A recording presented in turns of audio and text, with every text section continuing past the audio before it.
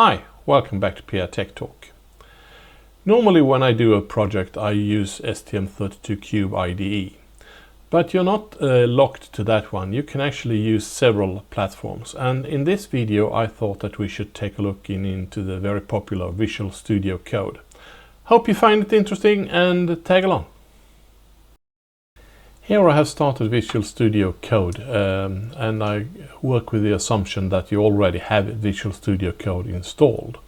So the next step is then to go under extensions, and we can then search for STM32. And this one is the one that you are looking for, the STM32 VS Code extension. So you would like to install that one. While it's installing, it says also it has some prerequisites. It requires the STM32 CLT version 1.15 or later, and it also requires the STM32 MX version 6.11 or later. Optional is STMCU Finder that you can also install if you like that, but it's not required. So when you have done that, we get this new icon here with STM32, so we can click on that one, and if we do that, we can close that window. We can see now that the STM32 CLT was not found, and we can also try to launch the Cube MX, and it says it was not found. So you need to download them, and you have here then download.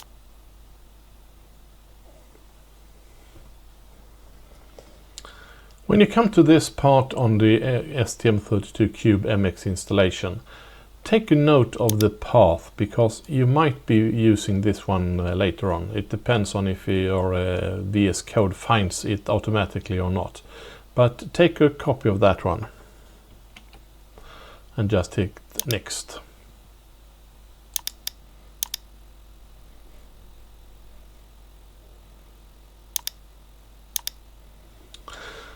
So now that is done, we can close this one. So now we have downloaded the STM32 Cube MX, and we can make a configuration for that one. So we hit the cogwheel for the installed, and we get the settings. And this is the path that you need to change.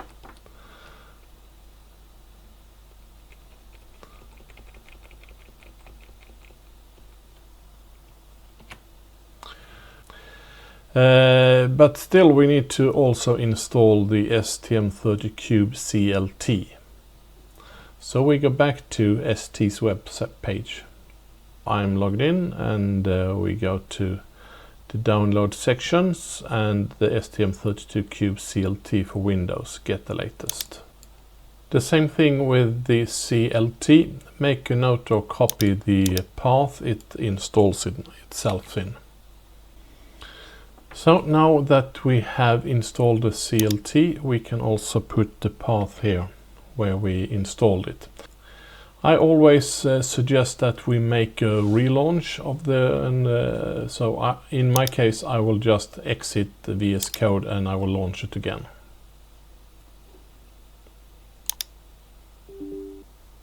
Right, so now we have installed all dependencies, and we can try to make our new first project, and we then go with launch STM32 Cube MX. And the Cube MX is starting, and that is a good sign. We select here access board selector, and I'm working with a nuclear board. I'm working with a nuclear. Ultra low current 031. This board. And we start the project. And to this alternative we just say OK.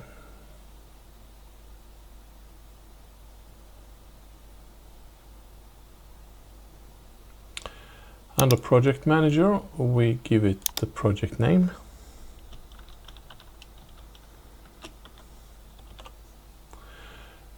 we have the workspace where we would like to have it, and also you need to change the tool chain to CMake. Then you can generate the code.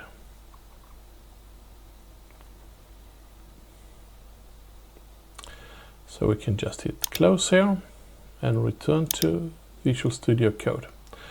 So now we're going for import, and there is where we have installed, or where CubeMX created a project for us, and we just select folder, and we have confirm all final settings up here.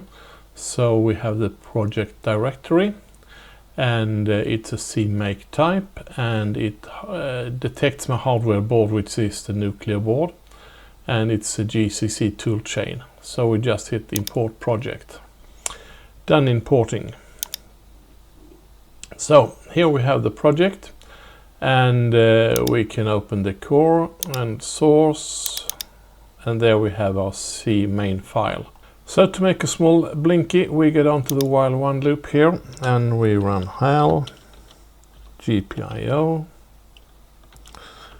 toggle, and we would like to have the LED GPIO port, and we will have the LED pin,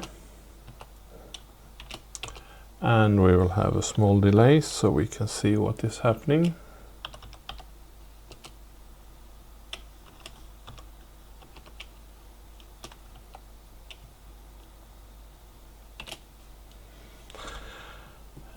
We can now then try to build a project.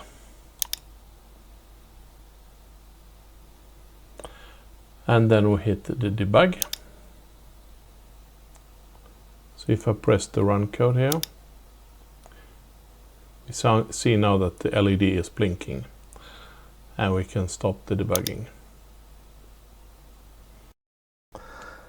In this video we learned how to install the Visual Studio Code extension, all the prerequisites, that is the CubeMX and the CTL. And we also created a small blinky program and had that to work. If you learned something, please give it a thumbs up. If you have some comments, leave a comment in the comment field. And if you're not a subscriber, please hit the subscribe button. It's highly appreciated. See you soon in the next video. Bye.